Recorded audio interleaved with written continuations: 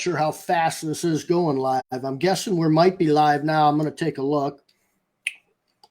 We got a lot of people going to come on. Melody's already making comments and making fun, so that's always good. Yeah, I've got a good buddy of mine who's actually 2 or 3 of them that'll be on. So all right, yeah. I usually when we do something cool like this on Tuesday nights, there's a bunch of people that hop on that want to join the group. So I'm thinking we got I don't know about 10 people wanted to join all of a sudden. You must be like a rock star, man. Nah, no, they just wanted to see what jacket I was wearing. I heard.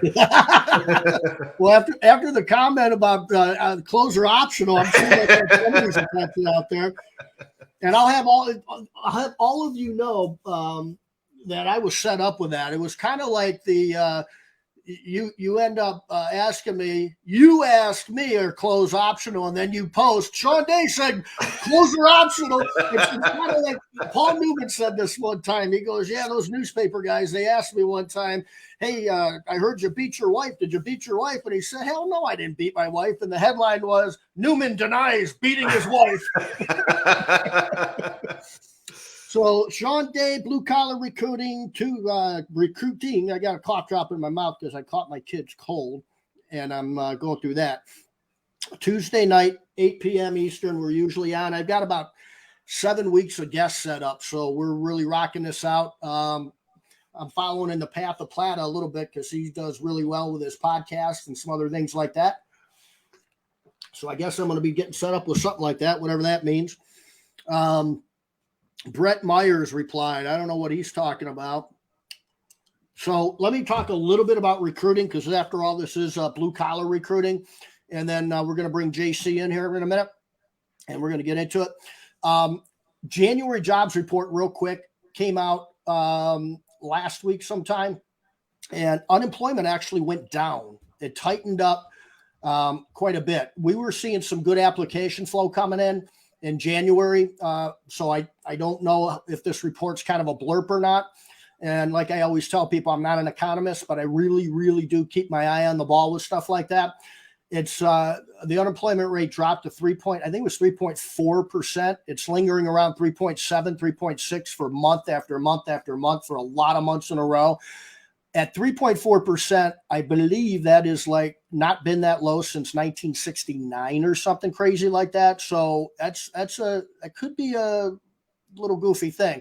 The thing that really makes me kind of wonder about it is normally unemployment ticks up a little bit in January because a lot of those retail people and restaurant people get laid off in January because what do we do in Christmas time, right? We're out there spending money more so than ever at restaurants, and we're out shopping a little bit. I know we do a lot of stuff online, but that also means seasonal type of things. You see seasonal drivers, you see seasonal Amazon warehouse people. Normally those people get laid off and stuff, and unemployment doesn't tick down like that. So that's interesting. We're still seeing application flow come in pretty good though. Let's see. So we've got Jay's on. Hi, what's up, guys? So okay, cool. So we do have some people on streaming in. There was a ton more jobs created in January than the economists predicted. I think the economists were around 220,000 jobs he predicted to be created in January. There were over 500,000 jobs in January. That's very unusual. So you've got unemployment going down and you've got jobs going up, and we talk about supply and demand. We talk about it in recruiting. So it sounds like it may tighten up again. We are not seeing that though. So I'm not real concerned about it. We're still pumping along. That those numbers go up and down all the time, and I don't do a damn thing different. We still do the research, we still do the keywords, we still post all over the place, and we still recruit. So just a little blurb on that. If anybody ever wants to hop on and talk about recruiting, I'll post our stuff on here. But to better things, we got a really, really cool guest on, as you can tell by the jacket. JC Chanowsky is on with us tonight. JC, what's up, brother? Not much. I'm happy to be here. Thanks for having me tonight. And I appreciate you spending your Valentine's evening with me. So cheers to you. Yep. Clothes are optional. We decided to dress, so that's cool for a lot of people out there that were worried sick. So now if they heard that, maybe we'll have more people join us. But Yeah. normally we get maybe a dozen people to 30 people that watch it live, and then they come in and out, but we get usually close to 1,000 that watch it over the next 2 or 3 days afterwards, which is pretty cool. JC, tell the two people out there that don't know who you are, who the hell you are, what you're up to, and how you got to be where you're at, man, today. Yeah, absolutely. Can I pause 1 second? I want to bring two very special guests in here real quick. Come here. Hey. And let me get them in here because they're anxious to go downstairs. They're waiting for dessert. They want to come say hi. How you I got doing? one more. Come on right now. Hurry up. You're on live TV. Everybody's looking at you. 3,000 members. Taylor Swift is watching right now. The Rock is on here. Come say hi. So they got their jackets on. They just want to come say hi to everybody. I love it. I love it. You can go eat dessert now. I like the Christmas stuff. That's it. I love you. That was so short. All right. So, JC Chanowsky. I'm coming at you from Hampstead, North Carolina, the Wilmington, North Carolina area. Super excited to be here. I've been in the home service industry for the last 14 years. Started out with pressure washing in 2009 with my father. And over the last 7 years, we've really scaled that to where it is today. In 2016, we started Patriot Illumination, our Christmas light installation company. Thank you to Ryan Fox and Matt and Josh for getting us connected into that industry. That is just my baby. I'm so passionate about doing the Christmas lights, putting up lights for homeowners, for the kids, for everybody. Something I've loved ever since I was, as small as my kids back there. Yep. And just to be able to share that passion and hang Christmas lights and see the joy out of everybody after we light up the houses and the commercial properties during the season. That's what it's all about for me. Awesome. I've got a phenomenal team that works beside me. I think right now we're back down to we're like 16 or 17, maybe a little bit less than that due to the holiday layoffs and everything. But I've got absolute rock stars that work with me every day. And this year we're just off to the races right now. And January was a little bit slower month because we had more takedowns to do with the Christmas light installs. Yeah. So that was expected. We were bleeding pretty good on that month, but February we're already well above last year, and we're on track just to keep breaking the records throughout the rest of the year. So how many years you been in it now? What? In hanging lights. This will be the 7th year doing lights. 7th year. What can you say out to the people that are thinking about doing it or maybe just got into it that might be a little frustrated? Because I know when we started doing it, the first year was like a really, really tough year, but we're streaming along and humming along really, really good now. But it wasn't easy the first year getting through it. No, absolutely not. And when I first did it, like I said, I met Ryan and a couple of the other guys at a trade show, and I went home with no training, no nothing. It was literally just went home and just my father and I, we got up there and hung some lights. I don't know how I didn't fall or get electrocuted, but we made it and got the lights up. Second year, kind of same thing. We're just kind of dabbling in it. Weren't really sure how we wanted to approach it or what we wanted to do because I was still full-time in the Navy. So we had to be real methodical with that. The thing that really set us, changed everything for us, though, was the training. And, we always like to think that, I can watch a YouTube video or I can just practice and learn the hard way and do it over and over again. And once we actually did the training and repeated the training and went to more training, everything got a lot easier and a lot more efficient. So instead of making mistakes over and over and over, costing us thousands of dollars on wasted material, time, effort, and callbacks, we invested in our team and were able to simplify the process because somebody's already done it. So why are we doing it again the hard way instead of just going there, investing in the training? Don't look at it as a cost or an expense. You got to look at it as investing in yourself and your team. Because if you're trying to do $25,000 your first year, it's very possible to do it. But how much money are you going to waste doing it versus spending the $15,000, $2,000 on a training, going to a trade show and talking to these guys and networking?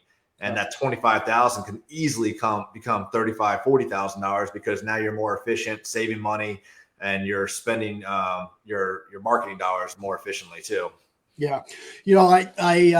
I used to get asked a lot, what would I have done differently when I had my cleaning company and so on and so forth. And honest to God, I used to say, a coach for sure, or somebody that knew more than I did, that was in the business for a lot of years, that knew what they were doing. They already wasted the time and money that I don't have to. Absolutely. And because I used to say, man, I probably lost tens of thousands of dollars.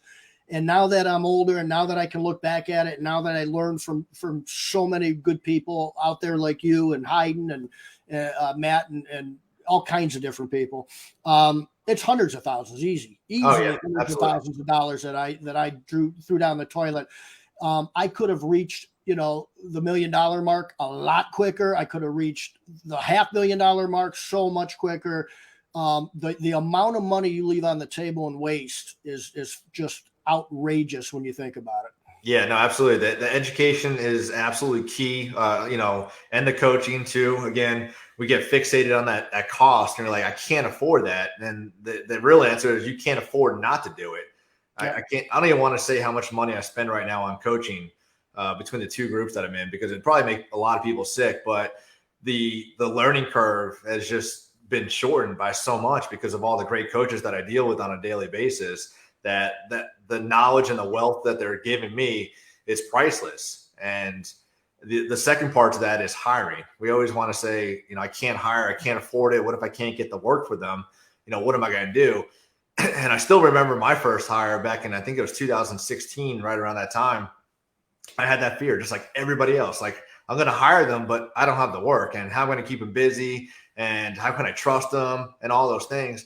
And once you do it and learn to trust the system, because obviously Bezos did it. All these big wigs did it. So the system works. It's just you got to trust in yourself and trust in your people and be able to let go of that control, because the people that you hire might have some better ideas or better ways of doing things for you to make you a better leader, more efficient in the tasks that you're doing, because we're so one-sided, one-tracked with the way we do things. Yeah. And we have somebody else looking at it from a different angle, a different perspective.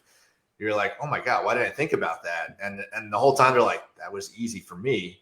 So it's just being able to communicate with them and give them the opportunity to come up with these ideas and express them. Now, sometimes they got some crazy stuff and you're like, no.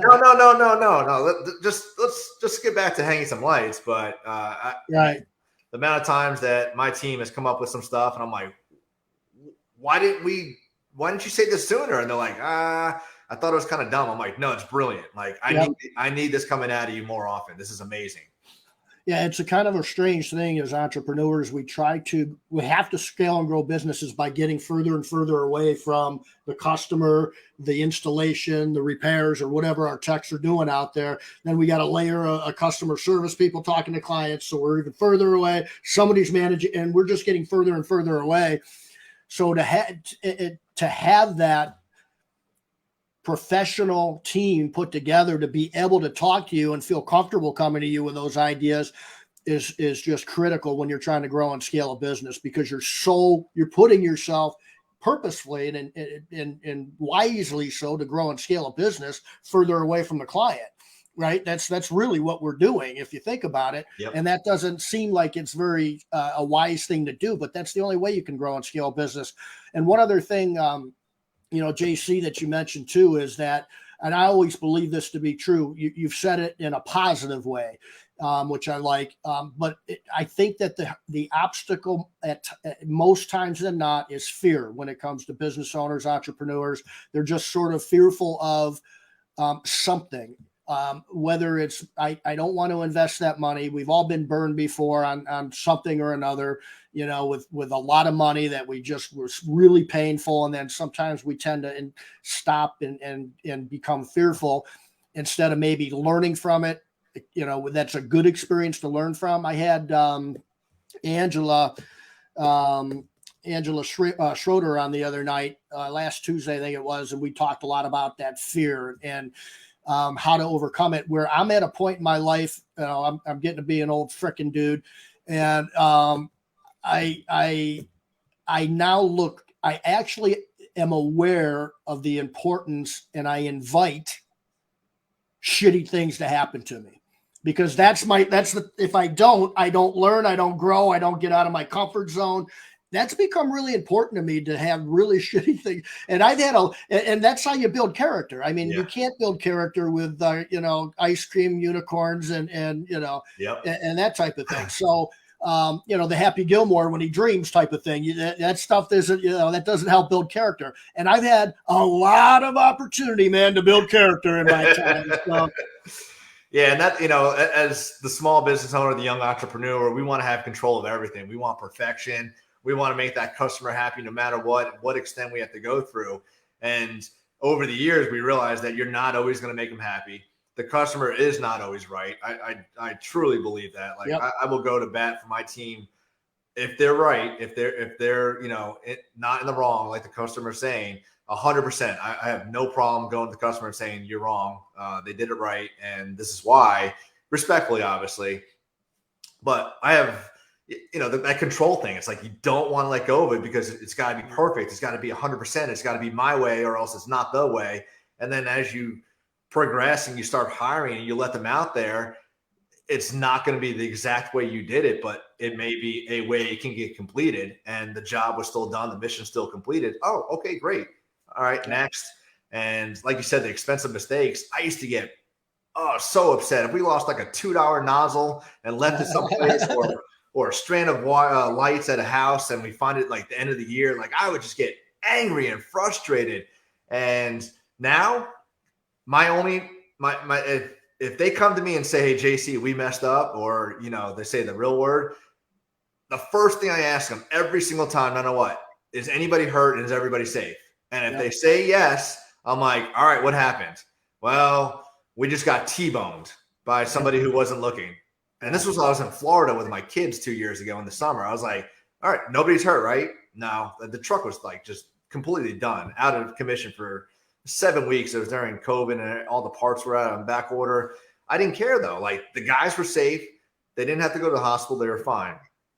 I get another phone call, and it's always, "Hey, boss, are you sitting down?" I'm like, what is it this time? Well, they left the job with 2 surface cleaners on the back of the truck.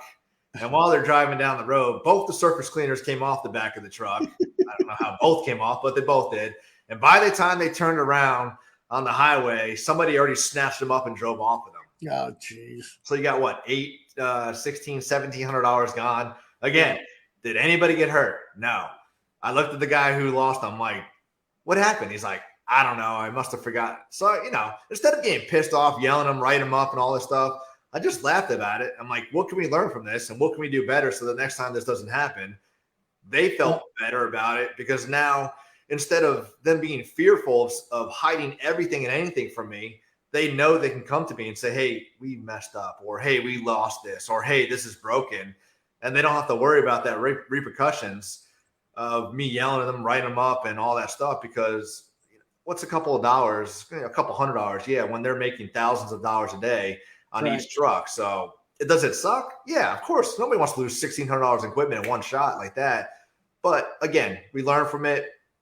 They built trust with me. I built trust in them, because now they can come communicate with me and be open about things like that, instead of hearing from the customer, "Your guys damaged my house." And they're like, yeah, we just didn't want to tell you because we were afraid that you're going to yell at us. Exactly. So now we can circumvent it and go to the customer and say, "Hey, this got messed up. This is what we're going to do to fix it for you." And they're like, "Oh, I really appreciate you doing that," instead of them coming home to shock. I can't remember the dude's name. He's in leadership, and he's a doctor something or another. But he looks at it like, and we kind of use this at Blue Skies a little bit. He looks at things with employees as wise, foolish, and evil. And, if you've got a wise employee, you've got gold. I mean, that's just the way it is. Because most of us, and not just employees, but most of us kind of tend to linger in the foolish place, because we make mistakes. We're human and all that type of thing, just like you kind of outlined. But then you got the evil one. That's the one that's doing things purposefully. The one that might be stealing from you. The one that just is the one you need to fire, right? Yeah. And you need to fire fast.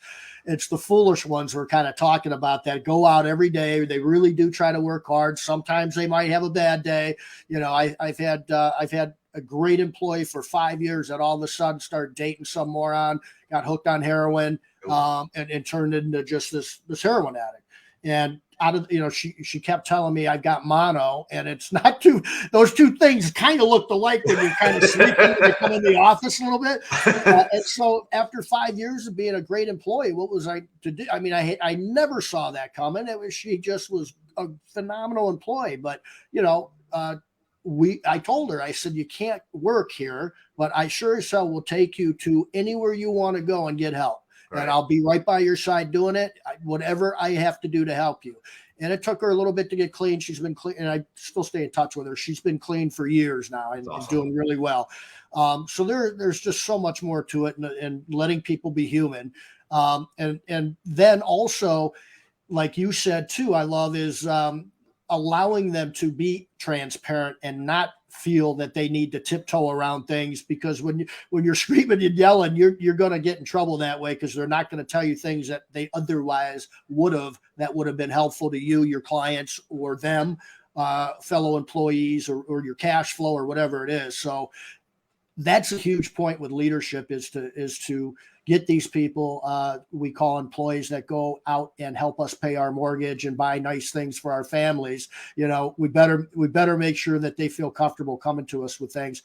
One other thing that came to mind, you were talking about with the entrepreneurship and the business owner, and recruiting. You had mentioned it, and that kind of that confidence in going after that and going after recruiting.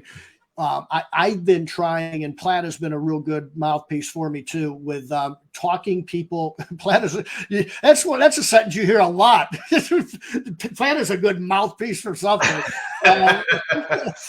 He's my man. I love that guy, though. I'd take a bullet for him. I would seriously take a bullet for that dude. He's helped me out tremendously. He would take a Busch Light for you. He at least one. He almost got kicked out of Responsicon. He was. I was there. So everybody, the two people that don't know Platt, he's the one that's got the suitcase and it looks like a little cooler, and it is, because it's usually got Busch Light in it, and he's rolling around with that, and he'll be talking and going around. Well, he basically sat down for lunch, and one of the dudes from the convention comes over and says, we've been surveilling you. It's at a casino, so there's cameras everywhere. You can't be going into the bars and throwing beers around it. So they're like, you got to take that upstairs. And he's like, well, as soon as I'm done eating, I'll take it upstairs. I just sat down to eat. I get it. No problem. Literally the last bite of food on his plate he takes, some other dude comes over in a 3-piece suit. You're done, right? Move it up. So he tells me, Dan's like, hey, I'm going to go up and cop a nap too, man.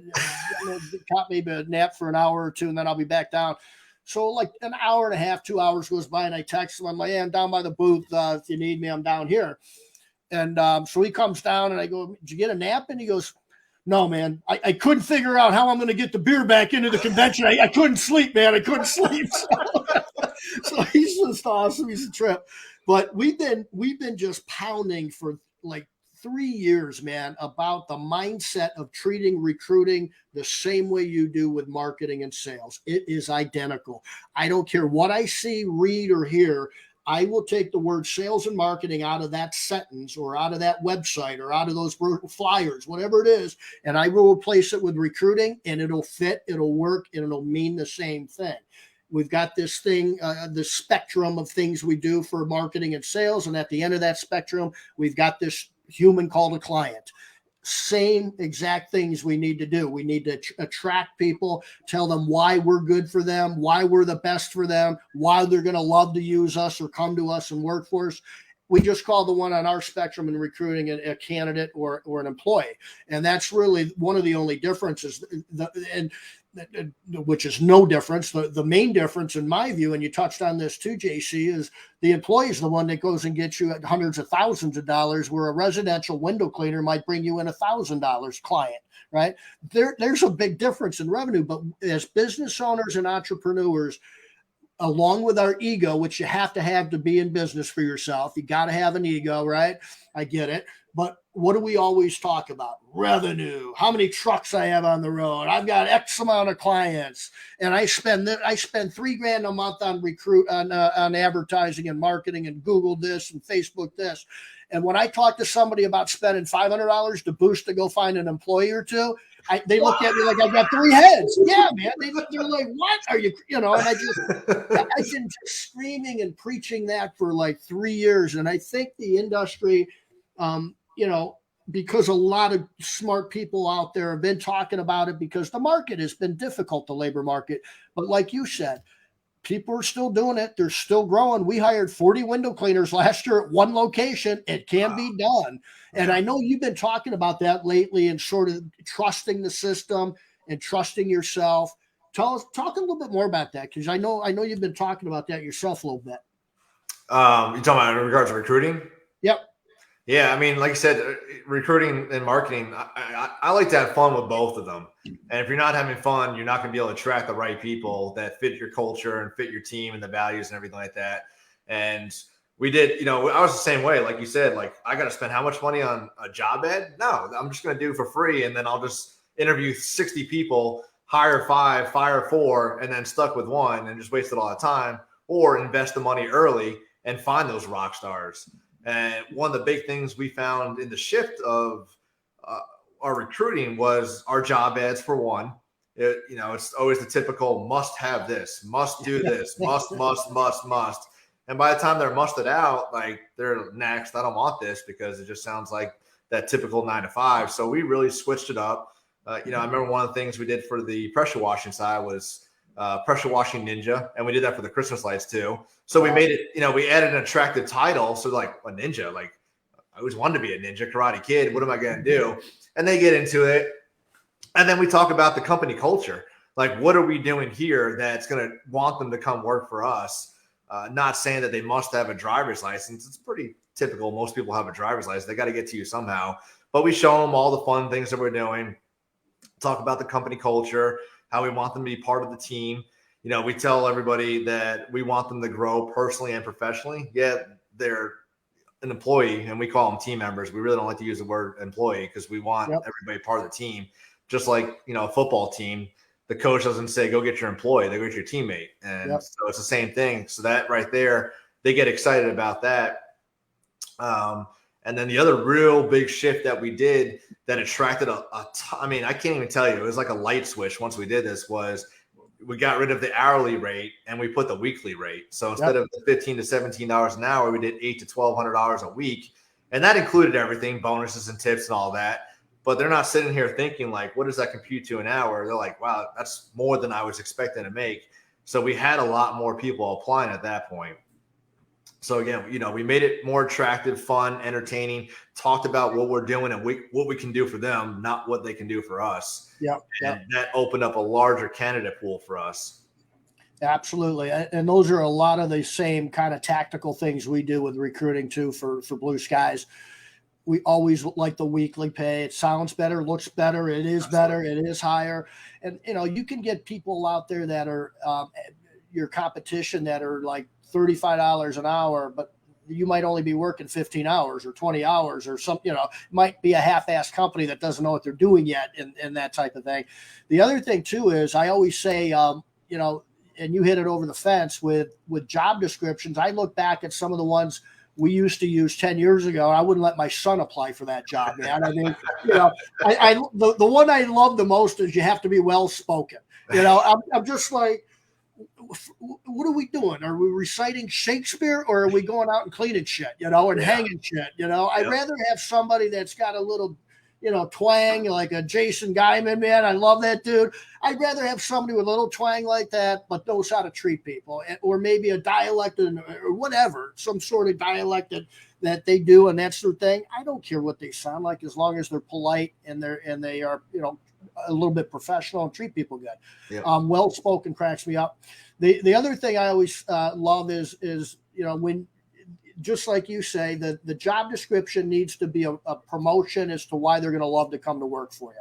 That's all that is for. It is to create application flow. You've got screening questions and an interview and all those things if you want to screen them and do that. But it's a big funnel. You want everybody and anybody you can get to come and apply, man. I look at, if you want to screen it, I always go back to sales and marketing. I bet if I looked at anybody's website, it doesn't say, if you're going to be a bitch, don't call us. If you're going to be a cheapskate, don't call us. You're going to bitch about one little spot we missed and everything else is perfect. Why do we do it in a job description then, right? It's the same thing. I can relate it again. Recruiting and sales and marketing, identical. I love that. Identical. So tell us, what do you got going for ClipCon 2023? Yeah, what do we got? March coming up right around the corner. Las Vegas, we'll be heading out there. Matt and the Clipper girls, they got one heck of a lineup out there. I'll be out there speaking, and I'm excited. It's the first time I've ever been in Vegas, so I'm pretty sure I have to sign a waiver before I get out there. I'm being warned. I guess that jacket fits perfect there, though. I'm getting dragged to there's a bunch of shows, but I'm really excited to get out there. It's really the kickoff for the Christmas light season, even though we are currently like full in with our marketing and everything else. But it's kind of good, like the pinnacle event of the year. They just had Transworld, but as far as like pushing forward for everything, Transworld was great. I did not make it to that this year, but I did send my operations manager to that. And I tell you, it was one of those things where I send him out to that. And I wasn't sure if he's going to get a lot of value out of it. And usually he'll text me once or twice a week unless I'm asking questions. He sent me pictures nonstop and was like sending me pictures of the speaking, the classes, the lineup. Came back with all these great ideas, and it really shifted my mindset of how valuable it is to send the team to these events and not me. Because when we go there as owners, and we've been doing these shows for 10, 15 years, whatever it is, we go there to network and meet and hang out and drink some beers. Let's be honest. I do love sitting down and listening to all the speakers, but we're not really retaining it as if we were sending the team out there. So going forward, I sent my office administrator down to Megan and Michelle's the admin boot camp, and that was phenomenal. Holy cow. Like, woo, if you have not sent your admin to that boot camp, wow, you need to get on that right now. Get on that waiting list. That was phenomenal. And I'm so glad we sent that to her. Just recharged her, and she's a phenomenal woman already, but now she's on fire.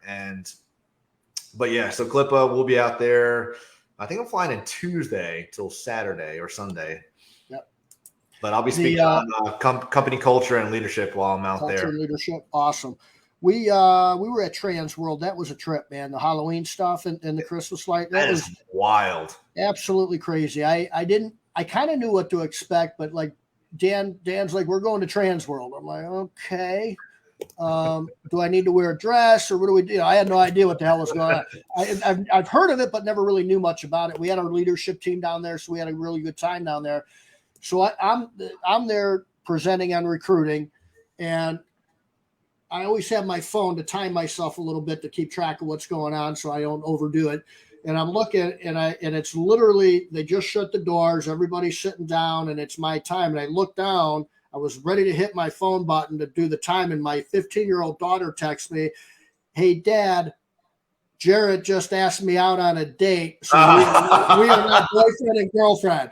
And I'm going, and everybody's just watching me, and I'm going, what the? And I'm like, what the hell, man? I got the microphone on and everything. And I'm going, hold on a minute. Part of the show. So I had to tell everybody what was going on. I'm like, all right, here I might be a little distracted through this, and here's why type of thing. Yeah, get one of those chainsaw props while you're out there. Yeah, it was cool. Yeah, that's a great show. We learned an awful lot there, man. There was we got actually quite a bit of business from that too. Good. But a lot of cool relationships going on there. I'll be talking at ClipCon about recruiting seasonal and just kind of short-term seasonal type of recruiting. So I'm looking forward to that. I'm going to have some interaction and interacting things with the audience to do some things, or the people listening. We have a lot of fun with the seasonal guys that we hire, and Yeah. we're transparent, but throughout the whole season, usually end of September till mid-January, late January, we let them know this is very seasonal, and they all understand that. And some of them, every once in a while, we'll retain them and keep them on if they're absolute rock stars. But we've had really good luck. We only had to fire one person this whole year, this season, sorry, for the Christmas lights, out of the 8 or 9 we hired, I believe it was. Nice. So those, I really like those odds right there. But it's, again, we're making that seasonal position attractive so that they're not just going through the motion. Like, they actually want to show up to work. That's a big thing for us too, is we want them to want to come to work, not feel like they have to. So it makes getting up easier and coming to that office a little bit happier, knowing that, oh, this might be a good day today again. So that really helps shift the morale and the culture with everybody. So we just kind of drive that into them from the day they walk in that door for the interview. So it makes them more comfortable. What do you think is, I'll tell you what I think. And then after you let me know, what do you think is more difficult, or I don't want to say more important, because when two things are very important, it's hard to answer that. But what do you think is more difficult to implement, put together, and stick with? Is it leadership or is it culture? Ooh.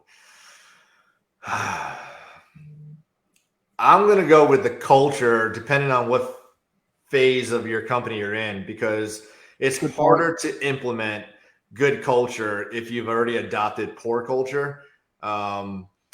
And leadership, you can kind of, adjust daily and make minor tweaks. But if you already have poor culture within your company that they're living off of, it's probably a toxic environment that you're not likely to be able to shift that mentality for them. So you're probably going to have to clean house. So it's really important to have that culture from day one for everybody.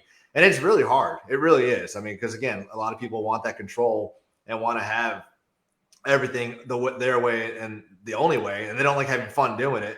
And my motto is, if we're not having fun, I don't want to be here. And if I don't want to be here, I definitely don't want you here. So that's why everything we do is just culture, culture, culture. Have fun, come in. We have pictures of the team on the walls, not motivational posters of Rocky and stuff like that, because we want them to see, like, this is our family and these are the things we do to have fun here. So they get excited and they're like, I want to be on that wall. Like, that should be me on that picture right there. So I think the culture is it's just very important to get that right at an early on stage. Your leadership, I mean, when I was 8 years ago, I was not an effective leader. I had that control and I was able to let go of that. And through the hiring, trust in my team to do that. So that has changed, but the culture has always been the same. Yep. I think we're really aligned on that. I think sometimes leaders are born, but I do believe everybody can learn to be a good leader. Absolutely. For sure. But leadership, I think, is easy to figure out. I think all you need to do is pick up a John Maxwell book or somebody that's a real brilliant leadership consultant and involved. And I think if you read on that a little bit, reflect on it a little bit, I think you can get the hang of that. The 5 Levels of Leadership is a great book for that with John Maxwell. There's just, the culture thing to me is so gray. And I think if it is fluid, that's trouble. It's confusing. It lets too many things get off the rails. Yet I think it's one of the hardest things for us, at least, to keep on track and keep it ignited and keep it exciting, and not just make it platitudes. And you really need to get creative sometimes to have a good culture. And it sounds strange, because if your culture is XYZ, what do you need to be creative about? That's what your culture is. So to me, it's such a gray, goofy area, culture.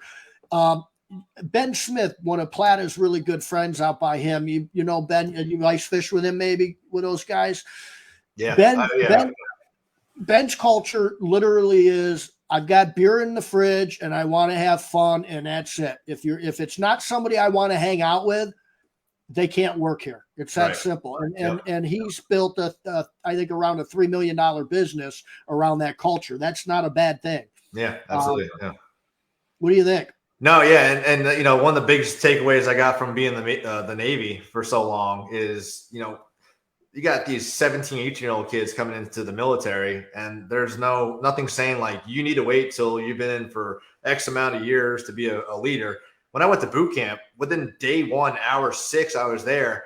I was the team lead for everybody there. That was the most people I've ever led in my adult career. I was 24 at the time, and there was no qualification for that. It was, all right, you're going to be the leader today. So when we have these new guys coming in, especially the young ones, the 18, 19, 20-year-olds, I really harp on them, like, and I ask them to raise their hand, like, who here is a leader? And if nobody's raising their hand, I make them raise their hand, and I want them to know that, you know, at some point on the job, they're going to be the leader. Like, there's going to be somebody working under them, even if they're 15 years older than them, that they're the resident expert, in that job or whatever they're doing, that they're going to have to lead their team to go make sure that mission is completed. So that's huge, is making them understand, like, you don't need to be at a position for X amount of years. You don't have to have this qualification.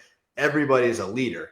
And one of the most important things that I had an old commanding officer teach me, he's like, he would take traits from every single leader that he worked under, whether it was good or bad. If it was good, he would adapt that and put that in his toolbox. If it was bad, he would say, this is not the person I want to be or how I want to lead. So he made sure that he wasn't doing those traits to become that bad leader, that ineffective leader that he was working under. So you could always learn every single day, no matter where you are, whether it's you're getting Chick-fil-A and you see the managers back there and what they're doing to drive all those employees to be happy, or you're at a restaurant, whatever it is, you can see real quick, no matter where you go, how effective a leader can be and how high or low that morale can be just by the smile on their face when somebody can reach you or even when they call you. So, yep. Understanding that is very important. And I've seen a lot of great companies have horrible company culture, and it shows with the turnover. And yep.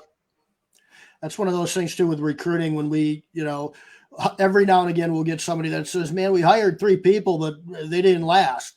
And I'd be like, well, we actually did this one time.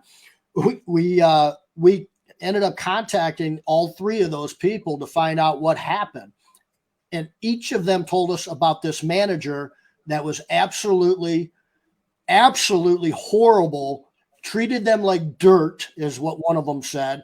And I'm sitting here going, I can have the best predictive indexing, the best DISC profiles, the best, scientific employment test and all that type of thing. But if you're going to treat somebody like shit and your culture's no good, you're going to have turnover, and you're going to spend a fortune on finding employees and keeping employees. So, and that's another thing we see often too, is owners will get caught on that management person and they feel they need them, but they're so toxic that they're creating that culture and driving those people away. So now you've got one person who's driving 3, 4, 5 people away every single month, every quarter, whatever it is. And you're spending more money recruiting and hiring and training that vicious cycle, instead of stepping back and saying, you know what, that's the problem right there. It's not what's going on here. It's the leadership below.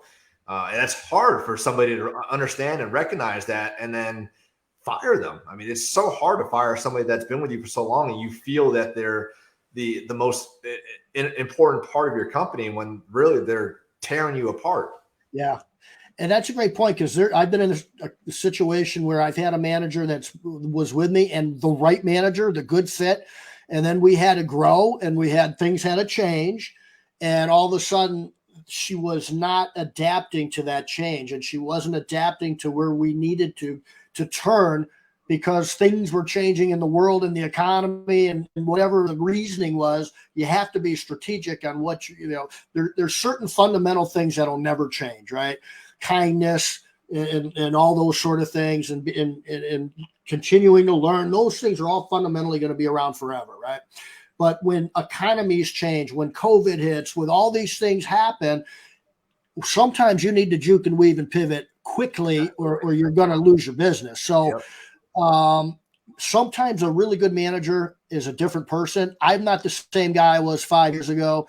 If you have somebody on your team that is just not working out anymore and they've been loyal to you for years, it's best for them, not just you and your company, but it is best for them, for you to let them go and maybe even help them look for another job instead of keeping them around. You're right. I've seen that and I've done that before, and it's just done a lot of damage to a lot of people and to my business. Real good point. Let's talk about what else you got going on. You got Lights Boost. What else you got going on? I just want to touch on one thing too, real quick though, because you brought up a good point and how we adapt and change. And I was just talking to Jonathan Maynard about this with my disc profile. I used to be a really high DI, and for you that don't know what the disc profile it is, that's not DI, something else. But I was on the high D spectrum, and I did it again about 6 months ago, and now I'm an ID. And as I've grown as an entrepreneur and hired people underneath me, and like I said, I've just changed the way I want to do things, and I bring in the talent and let them teach me now on how to do things. So you're gonna adapt, you're gonna change. So don't always think this is the way I am, this is the way it has to be. If you evolve and allow yourself to evolve to be a better person, better human, better leader, it's going to happen. So don't just say like, this is all I know, it's all I can do. That's not true. You just need to be willing to want to accept that change and understand it's for the better of you, the team, and your customers. Yep. I had Angela on last Tuesday. We got into some pretty deep stuff. We got into talking about, I'm very big on perception.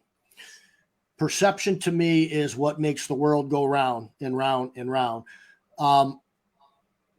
The easiest way for me to tie in perception to business, and the most simplistic way to understand it from the view I look at perception and how you can intertwine it into business and leadership. I'm big on leadership. Great leaders manage perceptions. So if I'm standing on the floor here, and I stand up, and there's a mat on the floor with the number 6, and I'm looking at that number 6, and my employee is on the other side of that number 6. What number is that employee looking at? A number 9. And I will sit there and fight tooth and nail, telling them, dude, this is a 6. I don't give a shit what you're looking at, right? That is my perception. That's my reality. Perception only means the things that I see, the things that I hear, and I process that through the experiences in my life that I've had throughout my life. That's in a nutshell what perception is. The good news is you have some control over that if you're open-minded enough, right? Right. And so I think a great leader in that instance, the number 6 on the ground I'm looking at, my employees on the other side of that mat looking at a 9, I think a good leader walks over to that employee, puts his arm or her arm around that employee, and starts to look through the lens of that employee and see what they're seeing, hear what they hear, and try to understand by asking and then shutting up and listening and being present and actually listening, not asking a question and thinking about what I need to do when I get home or what I need to do tomorrow in that sales presentation, but literally being aware of how important it is to be present when somebody's speaking to you. All of a sudden you'll see that there is in fact a number 9 where this person is looking. And I think that that's a real simple way to digest at least my view of how important perception is. And I like you, I talk at places probably about 10 times a year now, and it's about recruiting. But the first 15 or 20 minutes of my hour presentation is about perception and managing perceptions. And I think it ties into leadership, culture, and just being able to understand people and be empathetic. And it's a lot of the things that you're talking about. Now turn that page back to the point you were making. And that is, I wasn't like this 5 years ago or 6 years ago. This is Shawn Day today and my thoughts on things today, because I've learned a lot. And because I had to go through a lot of tough things. I had a hard time when I turned 50. not because it was like a midlife crisis. It was because I sold my business that I owned for 20 some years. I was self-employed for well over half of my life at 50 years old. And I kind of thought, who am I now? What am I doing? I don't even know what to do. Literally was like paralyzed on what to do now. I remember my wife, we were married, I think 25 years then. I'm on the phone at 7:00 at night, voxing away and doing all. She's like, what are you doing? And I literally had to stop, and I'm like, I remember saying this.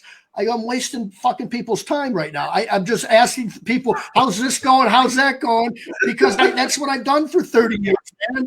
And yeah, I'm wasting people's time right now, you know? So to your point, yeah, man, you're going to be a different person, hopefully in a good, positive way and growing. And sometimes you'll have a manager, that doesn't, go along with where you're at today. And sometimes you're going to change some things. And God, I hope you do, because that's when you grow and when good things happen. And I think managing perceptions, is a big deal. And nothing, the only thing that changed to get me to where I'm at now was going through a tough time. Nothing's changed. I don't own that business anymore, but I've changed the way I view it and the way I view my life now and the way that I have this new firm. I'm kind of self-employed because Plata pretty much lets me do whatever I want as long as we're making a little bit of money and having a lot of fun. So it's kind of like going in a little, just some really cool people around me, and some good things happened when I got out of my way and got out of my own way and kind of let Shawn Day stop thinking about Shawn Day and thinking about others and serving people. And I'll tell you what, man, when I'm not thinking about Shawn Day, all kinds of good things happen. All kinds of good things. So absolutely, that's a good topic to talk about. Yeah, we can go on for that for hours. Good Lord. I love talking about that. So what about Jamie? What's Jamie Schmidt got going on? Are you in? Yeah, what do we got? That too, or what? PWMCA next Wednesday, Thursday, Florida. Yeah, Thursday, Friday down in Orlando, Florida. Jamie's event down there. He puts one on every single year, and I will say this is the first time I've been to it. I've missed the last two for I forget why, but I'm excited to go there. Not only because I'm speaking, but because of the lineup that he has out there. Again, I could hear the same person speak every single year and still pull something out of their speech, whether it's the same speech or something new. So I really enjoy going out there and networking with everybody. But yeah, I'll be down there speaking next Friday at 8:00 again on company culture, leadership, and looking forward to enjoying some warmer weather down there. And yeah, I'll be down at Ryan Lee's event first for Landscape Lighting Live, and then I'll be going directly to Jamie's event. And it's a busy month coming up. I got that, and then what do we have? ClipCon coming up at the end of March, and then rolling right into Sales Boost with Pat Clark down in Greer. And he doubled down on this event. I've been to it twice. I've had representation there 3 times now, and this is the largest one he's hosting with an amazing lineup again. And that one I really am looking forward to that one, just because of how much time, energy, and how much stuff he's put into this one. Not that he hasn't done it before, but I know he's going all out on this one. So Sales Boost live at the end of March, beginning of April, March 31st or 1st and 2nd of April. Yep. So where's Ryan's event at? Is it up in Utah or is he? No, he's down in Tampa actually. So I fly down to Tampa I fly to Orlando Monday, drive to Tampa, 2 days there, then I go to Jamie's, then I come home, and then I go back overseas. So nice. Yeah, nice. So it's a busy time of year for everybody. Man, because I'm gonna go up. I'm gonna wrap it up because I'm gonna go upstairs and spend some time with my family. Yes, Valentine's I haven't seen Day. my wife since I think 7:00 this morning. So no, I better say hi to sorry, her. Mrs. So no, she thanks you. Believe me, we'll be married 30 years this year. I asked her a couple days ago. I go, honey, do we do anything on Valentine's Day? She's like, no. I go, I couldn't remember. But both of us came home with something. So that was kind of cool. There you go. So we've got your culture leadership. You've got. I'm going to post all this stuff up here so everybody's got it. If somebody wants to reach out to you, I'll post some stuff up there. They could probably catch you on Facebook anytime. Direct message you, look you up on Facebook. I'm sure. Message you if they have any questions or want to find out. Now, I know coaches. Are you doing some coaching too? No. Right now you see a lot of posting and stuff like that. I'm really just trying to get everybody motivated and understand that they have so much value to add and to offer to everybody out there. And a lot of it's just tucked away inside because of fear or just the unknown that it's there. So right now I'm just working on some things, but who knows what's going to come down in the future. But as of right now, nothing in place. You're a busy man. I heard you and Maynard are huge. What's that? I'm sorry, I lost you for a second. What'd you say? Rumor has it you were looking at the CEO position at the Huge. Oh God, I'd retire and move wherever you want me to go. Sign me up. I'd even put on a mascot to go have that job. No doubt, man. There's a reason Maynard's passed it off, I think. That's sure. a tough chore, man. He was looking a little gray in Phoenix. Yeah, he was. Hey, brother, I appreciate you coming on. When I asked a favor and I asked you to come on the show, you were like 10 seconds later, you were appreciate that. Let's go. Anytime. I appreciate you. I had so much fun tonight. Thank you for spending your Valentine's with me. And thank you for everybody who was on tonight with the comments. And I look forward to scrolling through and reading those. And reach out to me anytime you want. I'm here for you. Cool. 8 p.m. Tuesday next week. I don't know who's on. We'll have somebody on. Everybody have a good night and take good care.